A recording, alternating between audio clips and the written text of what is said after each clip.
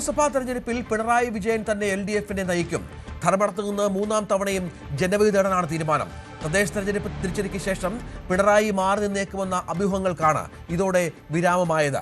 കഴിഞ്ഞ തവണ കർക്കശമായി നടപ്പിലാക്കിയ 2 ടേം വ്യവസ്ഥയിൽ ഇളവ് വരുന്നതോടെ പല സിറ്റിംഗ് MLA-മാർക്കും ഇക്കുറി സീറ്റുണ്ടാകും.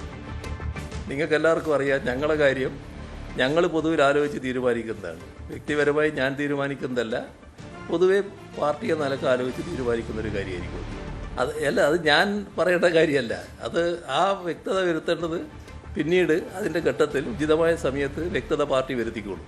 തദ്ദേശ തെരഞ്ഞെടുപ്പിലെ കനത്ത തോൽവിയോടുകൂടിയാണ് ഇടതുമുന്നണി നയിക്കുന്നത് ആരെന്ന സംശയം ഇടതുമുന്നണിയിൽ തന്നെ ഉയർന്നു വന്നത്. CPM-ൽ പോലും ആശങ്കയുള്ള നേതാക്കളുണ്ട്. അതുവരെ മുഖ്യമന്ത്രി പിണറായി വിജയൻ അല്ലാതെ മറ്റൊരു പേര് CPM-ന് മുൻപിൽ ഇല്ലായിരുന്നു. CPM നേതാക്കൾ തന്നെ പതിവിൽ നിന്ന് വ്യത്യസ്തമായി CPM രീതിക്ക് വിഭിന്നമായും പിണറായി തന്നെ നയിക്കുമെന്ന സൂചനകൾ പലപ്പോഴും നൽകിയതുമായിരുന്നു. പക്ഷേ തദ്ദേശ തെരഞ്ഞെടുപ്പ് തോൽവിയോടുകൂടി CPM-ൽ പോലും മുഖ്യമന്ത്രി പിണറായി വിജയൻ തന്നെ നയിച്ചാൽ തിരിച്ചടി ഉണ്ടാകുമോ എന്ന ആശങ്ക ഉയർന്നു വന്നു. CPM നേതാക്കൾ ഇതുവരെ അത് തുറന്നു പറയാൻ തയ്യാറായിട്ടില്ല. പക്ഷേ CPI-യുടെ നേതൃയോഗങ്ങൾ അതിശക്തമായ വിമർശനം, ഒന്നുകിൽ മുഖ്യമന്ത്രിയുടെ ശൈലി മാറ്റണം, അദ്ദേഹത്തെ പാർട്ടി തിരുത്തണം, അല്ലെങ്കിൽ മുഖം തന്നെ മാറി തെരഞ്ഞെടുപ്പ് നേടണമെന്ന ആവശ്യം പോലും CPI-യുടെ സംസ്ഥാന നേതൃയോഗങ്ങൾ ഉയർന്നു വന്നു. ഈ സാഹചര്യത്തിലാണ് വീണ്ടും ഇടതുമുന്നണി ആര് നയിക്കുമെന്ന ചർച്ചകൾ സജീവമായത്. പക്ഷേ ഇപ്പോൾ CPM-ൽ ലഭിക്കുന്ന വിശ്വസനീയമായ വിവരമനുസരിച്ച് CPM-ന് മുന്നിൽ മറ്റൊരു ഓപ്ഷനോ മുഖമോ പേരോ ഇല്ല. പിണറായി വിജയൻ തന്നെ മൂന്നാമതും ഇടതുമുന്നണിയെ നയിക്കാൻ പിണറായി തന്നെ ഉണ്ടാകും.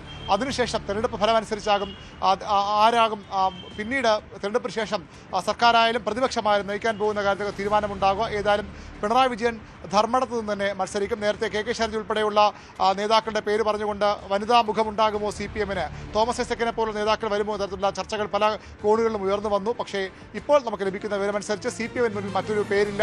പിണറായി വിജയൻ തന്നെയാകും മൂന്നാമതും CPM നയിക്കാൻ പോകുന്നത്. അതുകൊണ്ട് തന്നെ ഇടതുമുന്നണി നയിക്കുന്നതും അദ്ദേഹം തന്നെയാണ്. വിജയിച്ചാൽ വീണ്ടും പിണറായി മുഖ്യമന്ത്രിയാകും. ഇടതുമുന്നണിക്ക് തിരിച്ചടിയാണ് ഉണ്ടാകുന്നതെങ്കിൽ അദ്ദേഹം പ്രതിപക്ഷ നേതാവ് ആകുമോ എന്ന കാര്യത്തിൽ മാത്രമാണ് സംശയമുള്ളത്. അപ്പോൾ മറ്റു പേരുകളിലേക്ക് CPM-ഉം ഇടതുമുന്നണിയും പോയേക്കാം.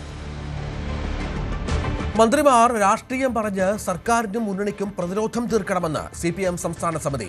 മന്ത്രിമാരുടെ രാഷ്ട്രീയ പ്രതികരണങ്ങൾ കുറവെന്ന വിലയിരുത്തലിന്റെ അടിസ്ഥാനത്തിലാണ് നിർദ്ദേശം. മന്ത്രിമാർ വകുപ്പുകളിൽ മാത്രം ഒതുങ്ങുന്നുവെന്നാണ് സംസ്ഥാന സമിതിയിൽ ഉയർന്ന വിമർശനം. മുഖ്യമന്ത്രിയുടെ വാർത്താ സമ്മേളനങ്ങളും ഇനി തുടർച്ചയായി ഉണ്ടാകും. കഴിഞ്ഞ കുറേ നാളുകളായ വലിയ രാഷ്ട്രീയ തിരിച്ചടികളിലൂടെയാണ് സംസ്ഥാനത്തെ ഇടതുമുന്നണി നേതൃത്വം കടന്നുപോകുന്നത്.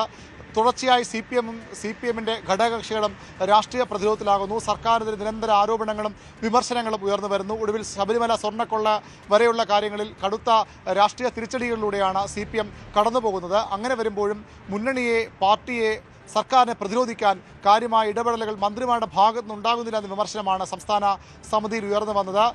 മന്ത്രിമാർ പലപ്പോഴും അവരുടെ വകുപ്പുകളിൽ മാത്രം ഒതുങ്ങുന്നു. കഴിഞ്ഞ സർക്കാരിൻ്റെ കാലത്ത് തലയെടുപ്പുള്ള ഒരുപിടി നേതാക്കൾ, പരിസമ്പന്ന ഒരുപിടി നേതാക്കൾ മന്ത്രിമാരായി കൂടി ഉണ്ടായിരുന്നു. ഇപ്പോഴും അത്ര ഒന്നുമില്ലെങ്കിൽ പോലും പരിസമ്പന്നമായ നേതൃത്വം ഉണ്ട്. മന്ത്രിസ്ഥാനത്തിരിക്കുന്നവരും സംസ്ഥാന സമിതി അംഗങ്ങളോ അല്ലെങ്കിൽ കേന്ദ്ര കമ്മിറ്റി അംഗങ്ങളോ ഒക്കെയാണ്. പക്ഷേ അപ്പോഴും കൃത്യമായ രാഷ്ട്രീയ പ്രതിരോധം, സർക്കാരും പാർട്ടിയും മുന്നണിയും പ്രതിരോധത്തിലാകുമ്പോൾ അവിടെ മുന്നിട്ടിറങ്ങി പ്രതിരോധിക്കാൻ കഴിയാതെ പോകുന്നു മന്ത്രിമാർക്ക് എന്ന വിമർശനമാണ് ഉയർന്നു വന്നത്. അതിൻ്റെ അടിസ്ഥാനത്തിലാണ് മന്ത്രിമാർ രാഷ്ട്രീയം പറയണം, രാഷ്ട്രീയം വിശദീകരിക്കണം, സർക്കാരിനെയും പാർട്ടിയെയും മുന്നണിയെയും ശക്തമായി പ്രതിരോധിക്കണമെന്ന ആവശ്യം, നിർദ്ദേശം CPM-ന്റെ സംസ്ഥാന സെക്രട്ടറി തന്നെ സംസ്ഥാന സമിതി യോഗത്തിൽ മുന്നോട്ട് വച്ചത്. കഴിഞ്ഞ കാലങ്ങളിൽ കോടിയേരി ബാലകൃഷ്ണൻ അതിശക്തനായ നേതാവിൻ്റെ ഒറ്റ വാർത്താ സമ്മേളനം കൊണ്ടും ഒറ്റ പ്രസ്താവന കൊണ്ടും രാഷ്ട്രീയം തിരിക്കാൻ കഴിയുന്ന നേതാവിൻ്റെ സാന്നിധ്യം CPM-നുണ്ടായിരുന്നു. അതിനുശേഷം വന്ന സംസ്ഥാന സെക്രട്ടറി MV ഗോവിന്ദന് പലപ്പോഴും കോടിയേരിയുടെ നിലവാരത്തിലേക്ക് ഉയരാൻ കഴിയുന്നില്ല എന്ന് മാത്രമല്ല അദ്ദേഹത്തിൻ്റെ പല ഇടപെടലുകളും തിരിച്ചടിയാകുന്നുവെന്ന വിമർശനം CPM-നുള്ളിലും മുന്നണിക്കുള്ളിലും ശക്തമാണ്.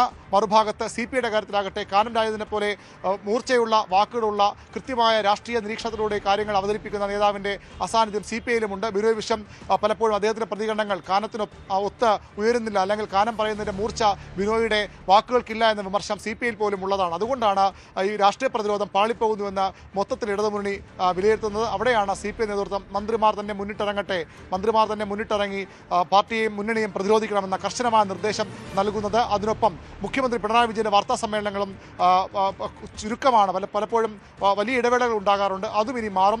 മുഖ്യമന്ത്രി അടിക്കടി വാർത്താ സമ്മേളനം നടത്തും. പാർട്ടിയെ പ്രതിരോധിക്കാൻ, മുന്നണിയെ പ്രതിരോധിക്കാൻ മുഖ്യമന്ത്രി മുന്നിട്ട് തന്നെ ഇറങ്ങും എന്ന് തന്നെയാണ് CPM സംസ്ഥാന സമിതിയിൽ ഉയർന്ന അഭിപ്രായങ്ങളുടെ ഭാഗമായി CPM കൈക്കൊണ്ട തീരുമാനം.